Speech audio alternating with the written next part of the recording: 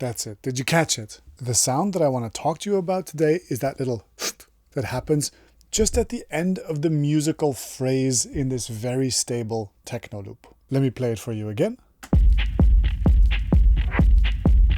One more time. One more time for good measure. Okay, that little sound, as innocent and harmless as it may seem, plays a very important musical role. And that important musical role is to communicate to us that we are reaching the end of a certain section of the music and that we are starting a new section. Because we work a lot with music where repetition and loops are a very central feature, there can be a certain question that comes from the audience that's something like, is the music stuck? Is this music going somewhere? Is this story progressing at all? And the moment we put in some kind of a sound to mark that we are indeed transitioning from one section to the next, it is a way of reassuring the audience, of telling them, I got you, don't worry. I'm not leaving this loop run indefinitely. We are musically going somewhere. And I chose this specific instance of that sound because I think it's such a beautiful, minimalist application of this concept. Almost all other music that you're going to encounter will be a little bit more dramatic at the end of sections, signifying these transitions quite a bit harder. So I'd also like to remind you of this concept of the musical phrase. Our music functions like a sentence with a beginning, a story, and an end. And even if that story is very repetitive, there has to be an end at some point. And that end, in my vocabulary, I tend to call that a turnaround. So it's the moment at which our loop kind of turns around back on itself. And that turnaround can be very melodramatic with a lot of like drum breakdowns and whatever. It's a great moment to maybe cut some of the percussion, maybe put in some rising elements. There's an awful lot that you can do in anticipation of the end of the musical phrase, setting you up for an energy release back at the start of a new musical phrase where you can have a marker, a splash, a crash, or some sort of release. So we have a sentence with a start, a musical story, and an end. And that end, one of the things that we can do to signify that that end is coming is telegraph that it's coming. Do you know that word, to telegraph? In a video game, there might be a big boss battle, right? And the big boss, before the big boss punches you, they usually wind up and they telegraph to you that that's going to be a place where I punch. So if your audience is expecting a transition to happen, then it's great to at one point say, and the transition is coming now. And in this case, it's so small. I've looped it here. What actually happens after this transition is the following.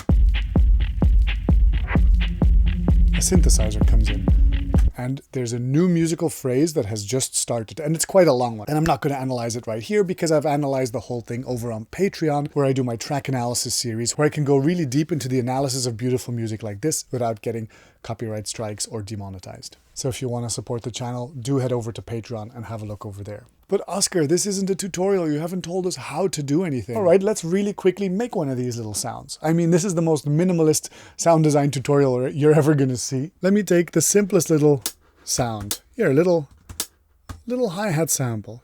Clean little hi-hat sample. So a great idea is to take some element from your composition and then transform that into an effect like this. So that way the resulting effect has something to do with the original source material, if that makes sense. So you might take a little clap like this, put it through some kind of vibey effect. This is a plugin called the Cheat Code by Beat Surfing.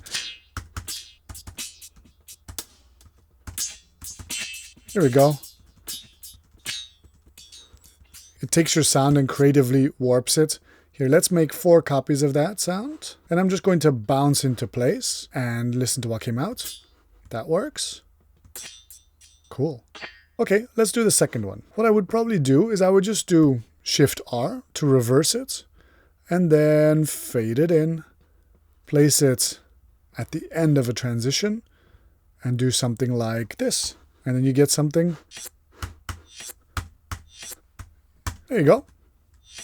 A little reverse effect sound. The smallest little sound design tutorial you're ever going to see on this channel.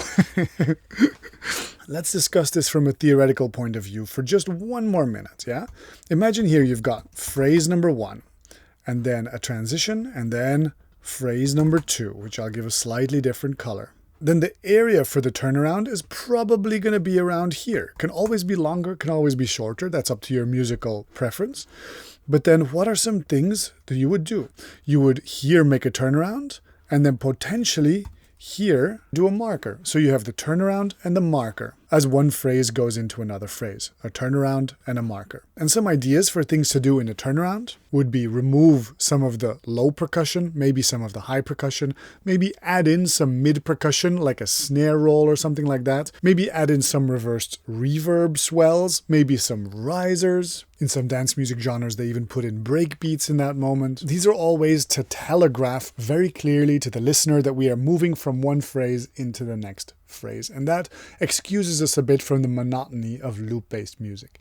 And remember that just like with all theoretical concepts in music, this is a way of making your structure more articulate, but you don't have to do that. You can intentionally let loops run longer than you might expect, or just not give people these reference points if you want people to get a bit more lost and hypnotized in the music. So in music where keeping someone's attention is very important, in pop music they'll be doing these kind of transitions all the time, whereas in more hypnotic techno you might not do a transition like this for a while. You might let people just sit in the atmosphere for a bit longer. It's a little bit of a question of an attention economy again. Like how much can you let the listener alone with their own thoughts, right? In our ADHD world, you might be like, oh, I need to be slapping the listener with new ideas. And if they're lost for 1 second, then they might disengage and then, the algorithm will punish me or whatever. And so it's also cool to realize that you don't have to structure your art like that. You can also make your art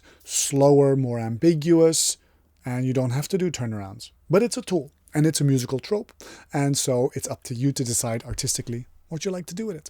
If you like the way I teach, maybe go follow one of my courses on the website. Leave me a sassy little comment to put some spice in my life. Go check out the Patreon for more big track analysis things. And until next time, stay producing, be good to each other, and take care. Bye-bye.